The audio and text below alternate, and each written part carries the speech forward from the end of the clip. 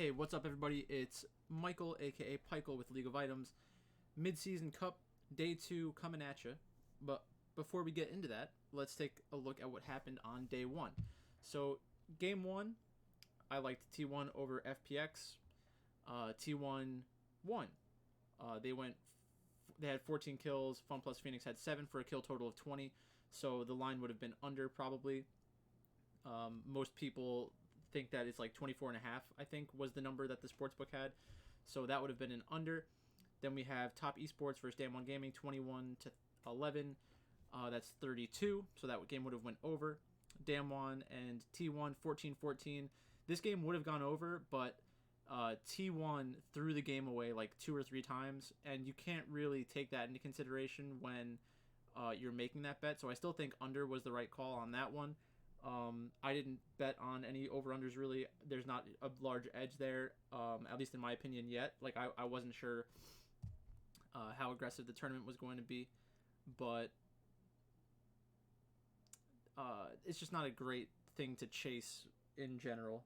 So then we have Top Esports and Fun Plus Phoenix. We have 5-20. So 25, again, the number was probably 24 or 25, so it was right around there. Fun Plus Phoenix beating Top Esports was a little bit of an upset. Damwon Gaming beating T1 was a little bit of an upset. But most of these teams are very close. The whole Damwon Gaming T1 thing, this was more like T1 throwing it away, so you know it happens. And then T1 versus Top Esports. I still prefer the T1 side. If they played again, I would prefer the T1 side.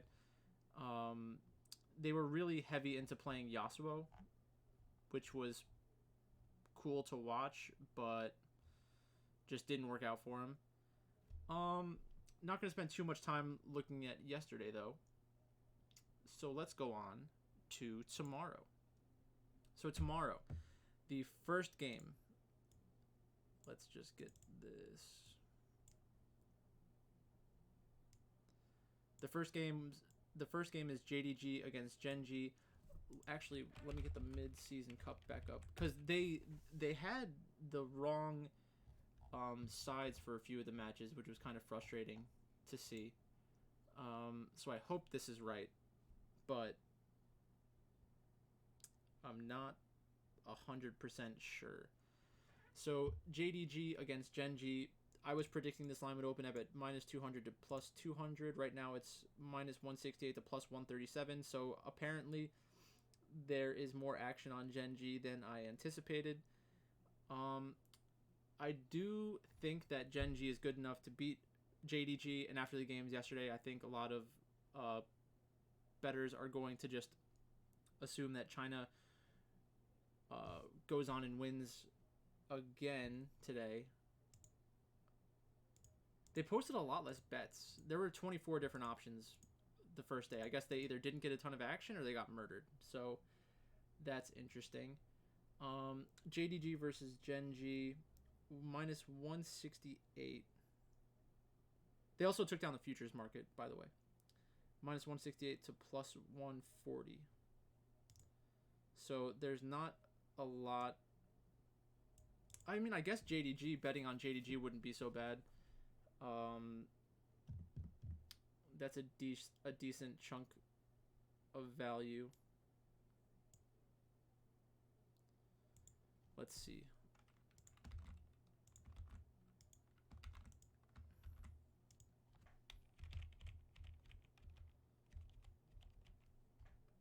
Oh. Copied the wrong thing. I want the percentage. So -168, 63 to 42, so we're at 105, 5% big. JDG is about 8% over what you would assume for blue side. Otherwise, everything else would be equal. I think JDG is probably better than that. I think I prefer the JDG side here, but I want to be on Gen.G because I think everybody's going to be on JDG. Just not a ton of value on Gen.G. But that's the side that I'm looking at for, I guess, DraftKings. I think let's take a look at the rosters. 1, 2, 3, 4. All right, JDG and Gen G. So JDG, we know they are the reigning Chinese champions. They have 2 Korean players. Not many people are going to talk about that, because like the whole idea about the Chinese region's playstyle being so different. I think after day 1, we kind of saw that it really just comes down to the drafts, and it determines how you're going to have to play. So T1, for example, decided to play very aggressive. I'm not sure if they would have done that again. Maybe they would try to do something like play more of a slow style in the future, but it also depends on like what the meta is and what the optimal way of playing the game is. So maybe they felt forced into doing it. So lane by lane, I think top lane, JDG definitely has an advantage.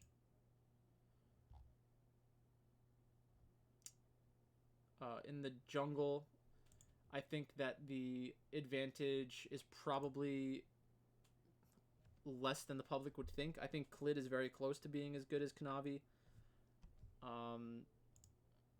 And Klid also plays a decent carry style. Then we have Yagao against BDD. BDD is a very good mid laner. Then we have Ruler and Life versus Loken and Lamau. Yeah, I do want to be on Gen G. I just feel like they should be able to win this match, because this is the spot where you kind of have an advantage over the field if everybody's picking JDG. DragonX and Invictus Gaming, we have DragonX at -101, Invictus Gaming at -120. So we can do this.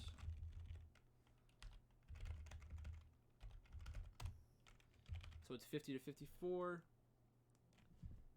Tough matchup. I'm surprised that Invictus Gaming is still the favorite like that. I would have thought that DragonX would have been a larger favorite, like -150. So I like the DragonX side in this. We're basically, so far we have 2 favorites, or 2 teams that I thought would have been favorites that are being slightly undervalued. So I like JDG, I like DragonX. Third match, DragonX +105.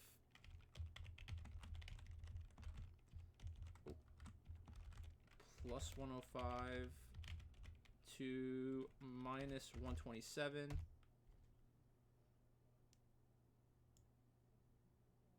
DragonX Gen G. So I had Gen G. I thought Gen G would have been a bigger favorite than that. Okay, so if the book thinks that the first game between JDG and Gen G is going to be JDG favored, then Gen G is going to be coming off of a loss. They think it's a little bit more realistic to have DragonX coming off of a close match, or maybe even a victory, so it'll seem closer. If DragonX wins and Gen G loses, the public would be on DragonX. I would want to be on Gen G. We know that from the regular season, DragonX has beaten Gen G consistently, so that is somewhat concerning.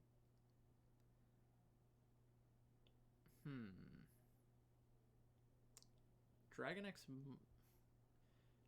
might just be the right side.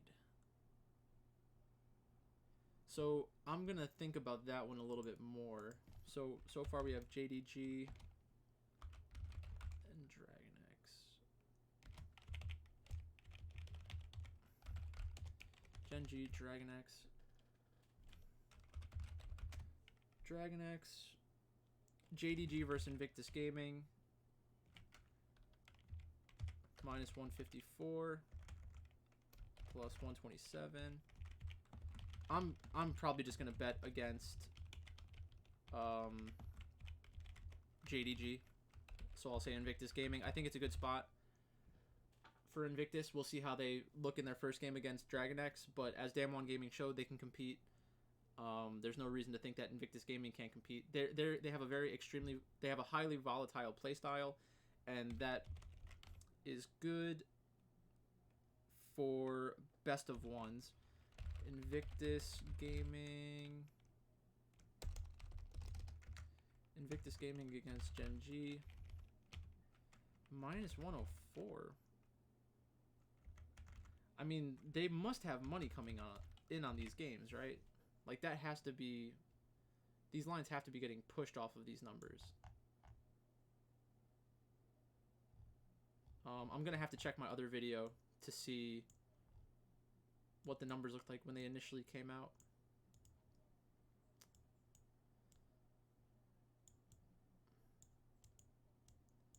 Pretty surprising. I wonder why that would be. So, Dragon X and Gen G. I want to look closer at this matchup.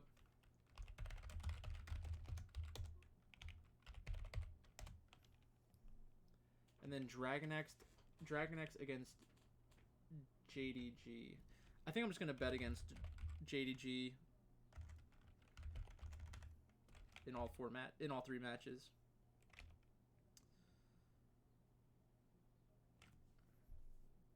It's too bad they don't have like all the prop bets that they had yesterday. Interesting. Maybe they'll post them later on in the day. I'll have to watch out for that. Dragon X and JDG.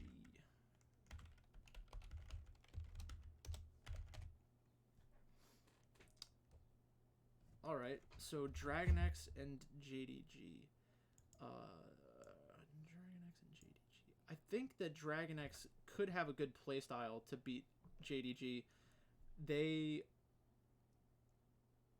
should be able to wait out JDG in the early and mid game. So I'll probably have to look closer at this one as well. So right now my leans are Gen G, Dragon X. I want to look closer at Dragon X against Gen G, but I think I like the Dragon X side because they were much better than them head to head throughout the season. Then we have Invictus Gaming against then we have Invictus Gaming against JDG. I think that I want to bet on Invictus Gaming in that spot because I think that JDG is going to regress a little bit. Similar to what happened to T1. It's not that T1 played bad. They made a couple of bad mistakes, and those are just amplified really high in best of one series, because if they played 3 matches, I would just assume that T1 ends up still winning the best of 3 after some of those mistakes. They weren't mistakes that they were forced into. They were just mistakes that they made for one reason or another. Fifth match, Invictus Gaming against JDG.